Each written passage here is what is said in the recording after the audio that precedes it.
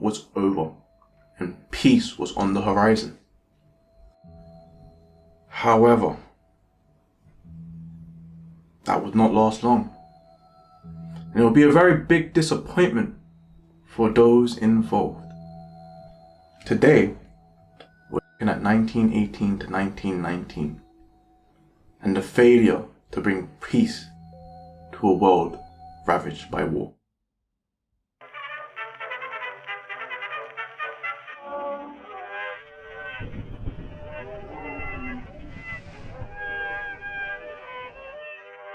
The first topic we're going to discuss today is the Treaty of Versailles. By 1919, Europe was completely ravaged by war. The Central Powers of Germany, Austria-Hungary and the Ottoman Empire had been defeated by the Allied powers of France, Britain and the United States in a war that some people have struggled to define the reasoning for. So here at WorstYears, we have found some deep archival footage from 1914 that we would like to show you right now. We just got reports from local Sarajevo news about an assassination attempt on who, Chris? I don't know, Jeff. Has there? I must have missed that. An assassination attempt. Have you been watching? Because I haven't. I don't know where that came from, Chris. I don't know. Like, what has happened, Chris? What has happened? I don't know, Jeff. Chris, according to our sources, Archduke Franz Ferdinand has been assassinated. I don't know, Jeff. The steam from my sarnie must have got in my eyes. Think back. Did you see anything earlier? Like anything at all? Anything suspicious? No. I saw Franz Ferdinand. He was in queue waiting to get a BLT sub. He was taking for ages in the shop. This can mean war, Chris. Oh, all right. Why? You see, Austria and Hungary are going to be mad at Serbia. But the only way that Germany could attack France is going through our mate Belgium. All right. I don't get it, Jeff. Chris, think of it like this. What would you do if a German stole your Stella? Oh, I'm not having that. No one's stealing my Stella. No one's stealing. Let's go to war. No one's stealing my Stella.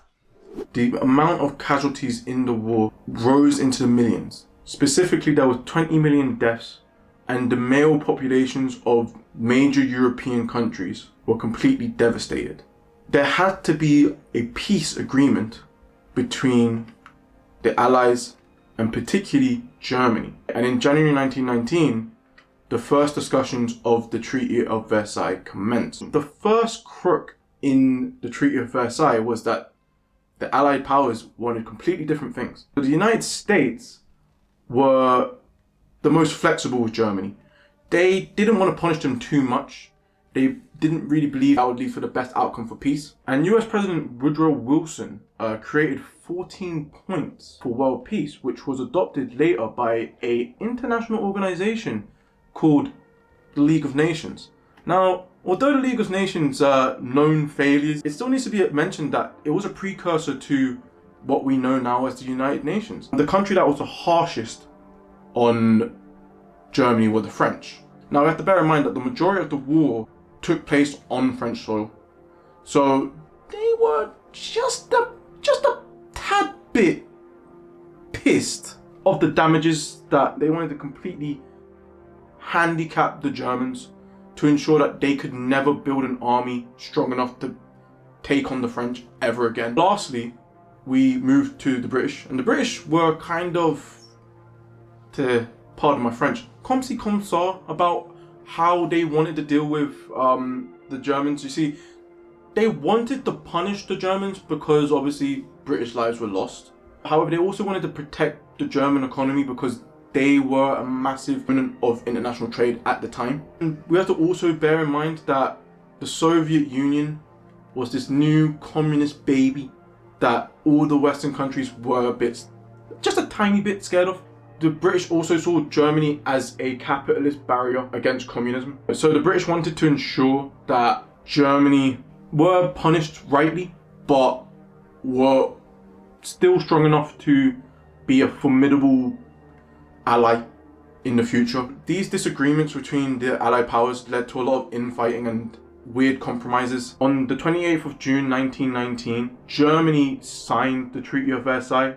Now, it wasn't really by that much choice, because it was either sign the Treaty of Versailles or we'll go to war again. And nobody really wanted that at the time. So firstly, they in the treaty, they had to sign the war guilt clause. This basically meant that they had to take full responsibility for the damages of the war. And they had to, in writing, say that it was their fault. As a consequence of the war guilt clause, they had to give up the Rhineland, which is in Western Germany. And the problem with losing this particular piece of land was that almost half of Germany's coal industry was in this region. And additionally, the Germans were limited to only having 100,000 soldiers at a time. This also included a cap on the amount of ships that they were allowed to have, and planes were completely banned from the German army. Worst of all, the Germans had to pay 132 million golden marks in reparations. Unsurprisingly, Germany were not happy. The Weimar Republic started off on the worst footing. This anger and this frustration and sadness within the German public led to the rise of extremism on the left and extremism on the right, and especially the rise of the Nazi Party. The rise of fascism was not exclusive to Germany. In fact, Italy, a country that had won the war with the Allied powers, felt cheated by the Treaty of Versailles because their rewards were pretty unsubstantial. And that, included with the traumas of war, allowed fascism to flourish in spades in Italy. And by 1922, the Italian fascist state was established. Despite the aspirations of world peace, the Treaty of Versailles completely failed. And instead of bringing out world peace, what it did instead was just take war off the boil and put it on simmer. Secondly, we're going to talk about the Spanish flu pandemic between 1918 to 1919. Around a third of the global population were infected with the influenza virus, which made up about 500 million people.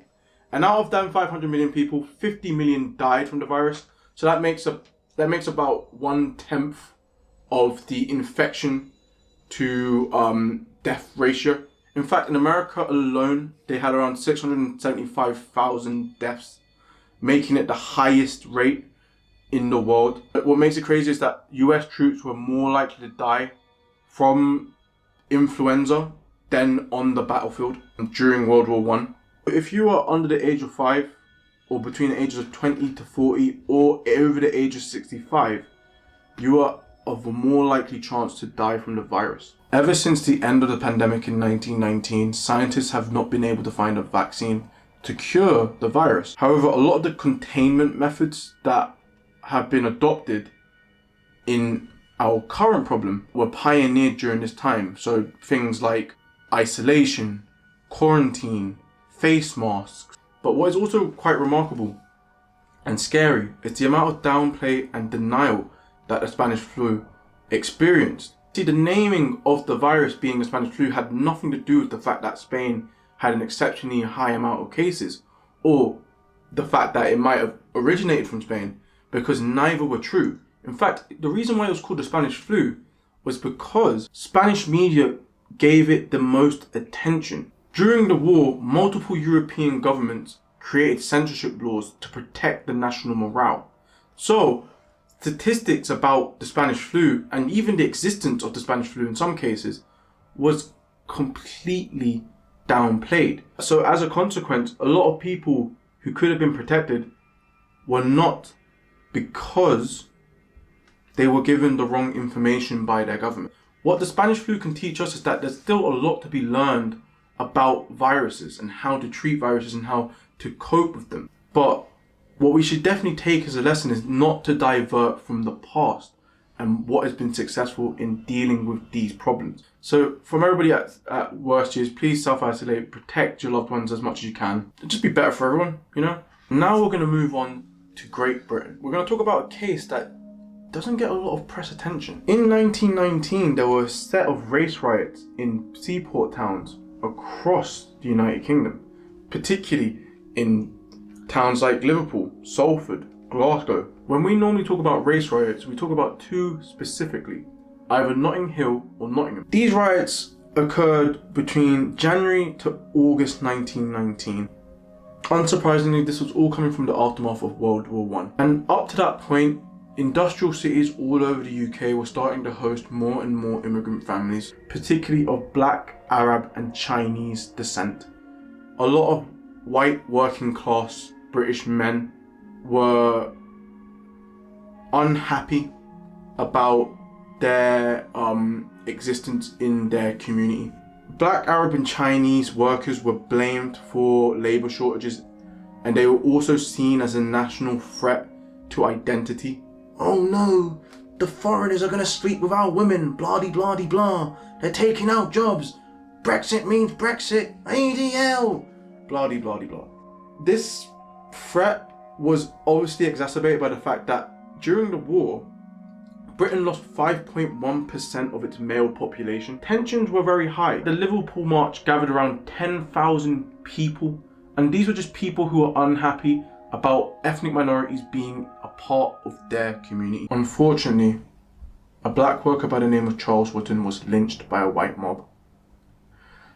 And multiple families were evacuated from their homes for their own safety, with some of them losing their homes entirely. What is even more shocking is the government's response to the riots.